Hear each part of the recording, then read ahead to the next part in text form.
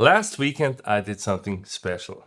I gave a free Zoom class for my whole community, and I don't know, maybe you were there as well. Why did I do this?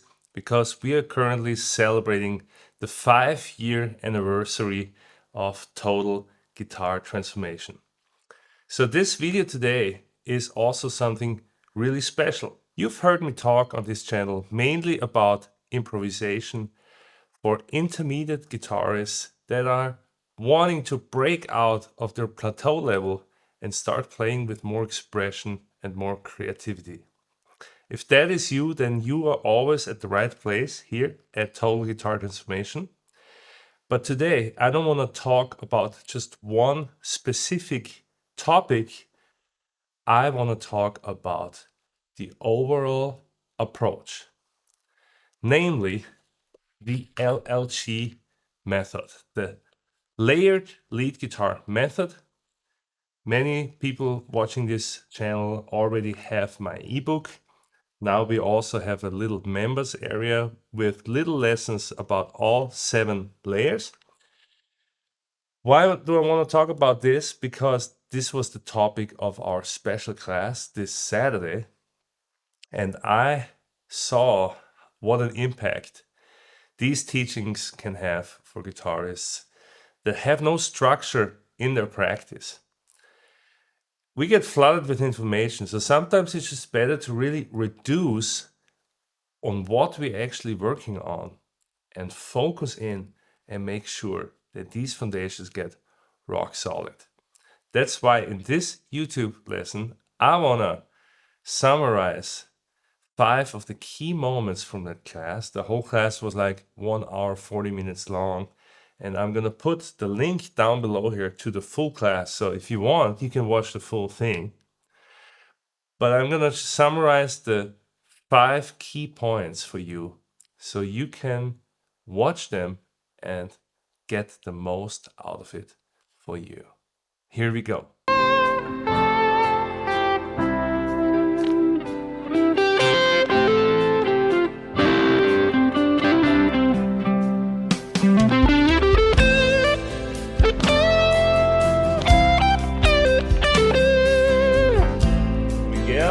Also here.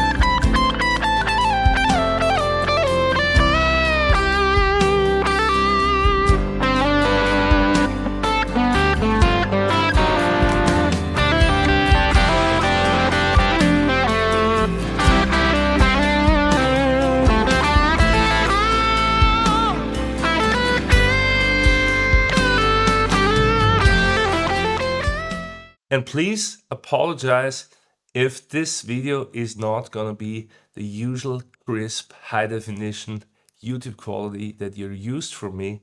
This was a Zoom call. So the audio quality is really good, but the video quality is a little bit degraded. So without further ado, let's jump right into the first key moment of our lesson last weekend. All it really takes is to switch the aimless noodling to intentional practice where you actually know which goals are you pursuing in your practice. Layer number 1 of what I'm gonna bring to you today. And this layer is, I started to understand that Hendrix was not playing in regular pentatonic boxes. I don't know if you've ever tried to transcribe a Hendrix solo, but Hendrix usually doesn't play.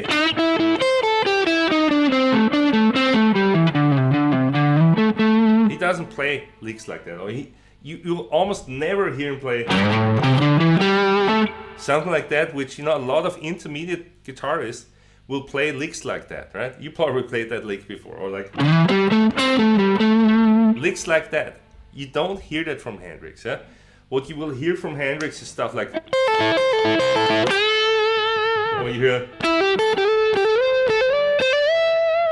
stuff like that, or maybe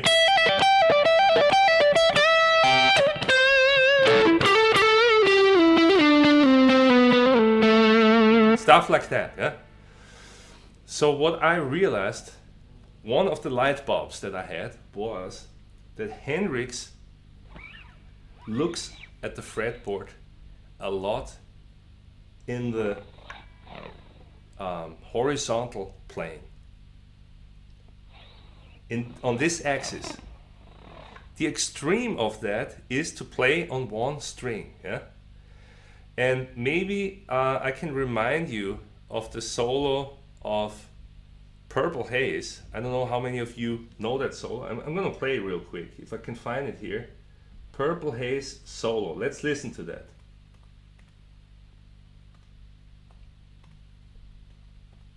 I don't have a video here, unfortunately. Some of the Hendrix stuff is hard to find on YouTube, by the way. Yeah? But listen to that solo. It's not all on one string, but listen to the phrasing. Let's go to the solo.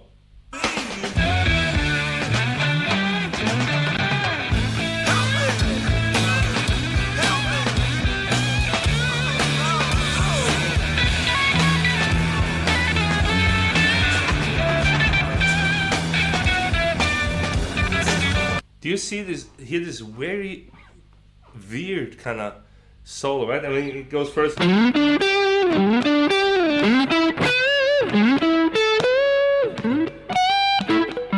So already it moves in motives. It doesn't stay in the same box, so it kind of moves up in shapes, and then it goes, and then, you know, you could play. So see, it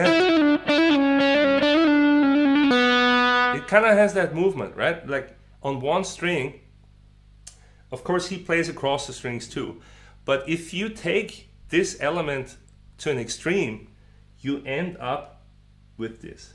I'm gonna show you. I'm gonna put on a drone here, an E, just like an E synth drone. Let me play this.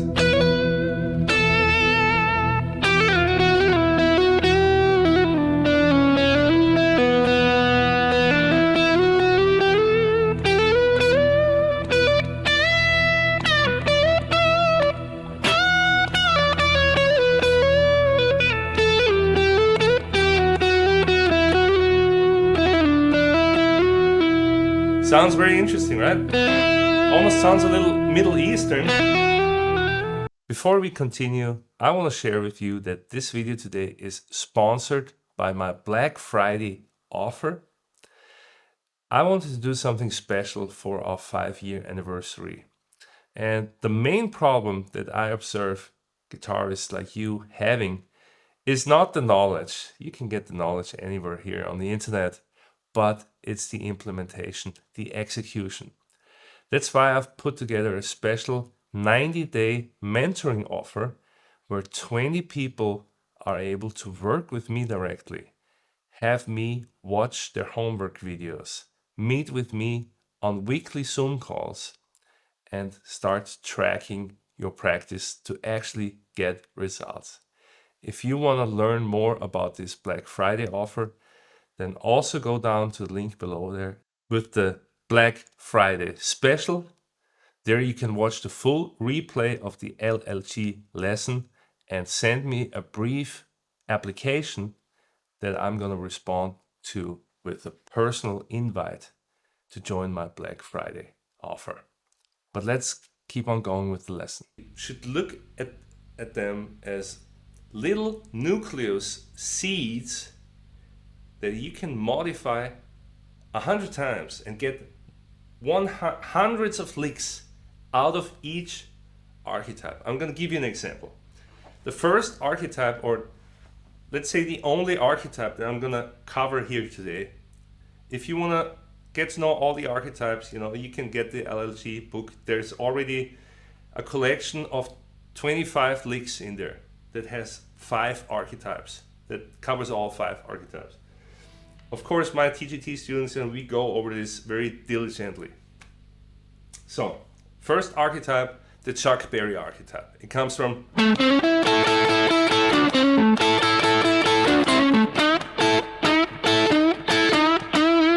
probably most of you know this kind of song, right?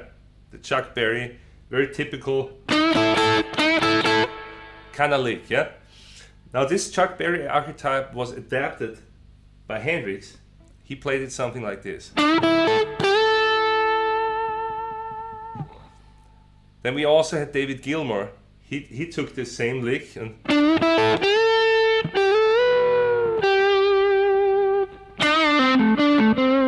right? He made it a little more elegant and so, yeah? Then we had other people play.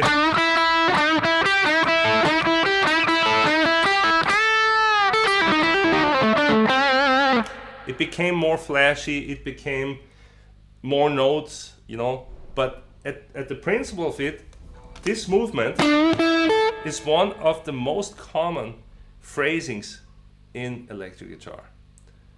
Have you ever heard it? Yeah, Gilmour, yes. Give me a 1 if you know that lick already. You end up landing mainly in this main box, and then maybe the other one here. Most guitarists that I talk to, they have 2 main boxes, and then they're kind of trying to connect them in between, but you really don't know 100%. And maybe you know them in A minor and E minor, but let's take you to D flat minor and let's see how you're struggling to connect the boxes. Does that sound familiar? Give me a 4, honestly, if that sounds like you. Give me a 4 if you think you would struggle a little bit to play all over the fretboard in D flat minor. Just completely honest assessment, yeah? So a bunch of us, even some of my students, might still struggle because very rarely do we have all 12 keys equally, right? So with this method, you can actually practice all the 12 keys. And the way I do this, for example, just to maybe inspire you a little bit, I'll put on the D flat drone and I'll put on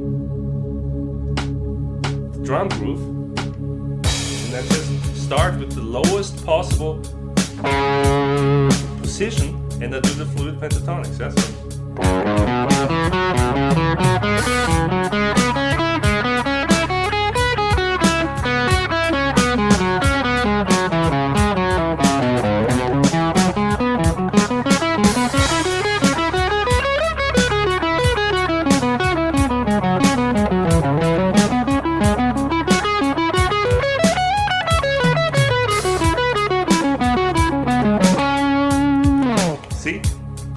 That's how it works, and that's just a beautiful pattern that doesn't sound like a technical exercise, but it's actually vocabulary that you can use in your solos. That's the huge pro argument for me to practice this sequence. You can really put this in your solos. And if you're a fan of Eric Johnson, who here is a fan of Eric Johnson? Raise your hand. Yeah, give me a 9 if you like Eric Johnson. There you go. So who doesn't like Eric Johnson? Yeah. Eric Johnson plays a lot of sequences that are similar to this one. Sometimes he uses a 5-note pattern. It's a little bit different, a little more tricky. But generally speaking, it's that type of sequence, that sound, that works so well. Yeah. Joe Bonamassa, huge Eric Johnson fan. He does the same thing. Eric Gales, huge Eric Johnson fan. He does the same thing. But there is a reason that these guys are so fluid with their lines, because they are using this same concept. I want to show this. I said I was going to do it later, but let me show you real quick how this sequence works. Yeah? And let me see if I can find a backing track here.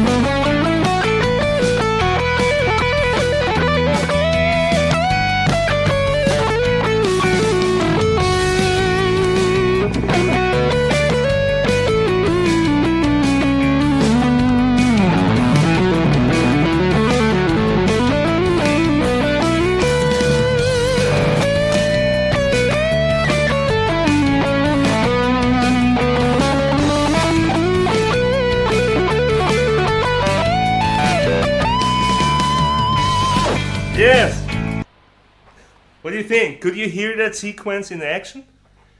Give me a 1 if you could hear it. Let's look at the Hendrix chordal style one more time. We got this note here. We got this note. We got this note. We got this note. So we got the full A minor pentatonic wrapped out in this chordal style phrasing. Huh? They're just all the notes, all the 5 notes of the A minor pentatonic. Isn't that cool? So really we're just playing A minor pentatonic here. Huh? Now I want to show this to you here. Let's say we have this backing track here.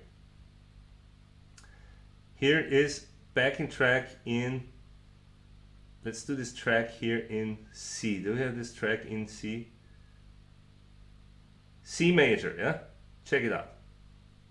The chords here are A minor, F, and C, but the track is in C major.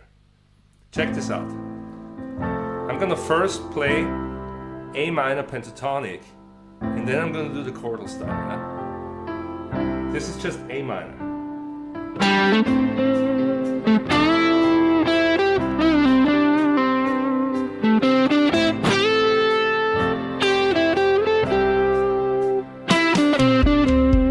And a lot of people would play something like this probably.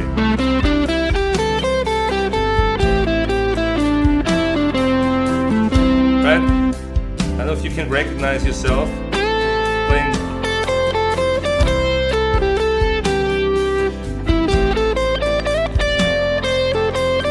Which can get boring, yeah? Now check this out. Hendrix chordal style.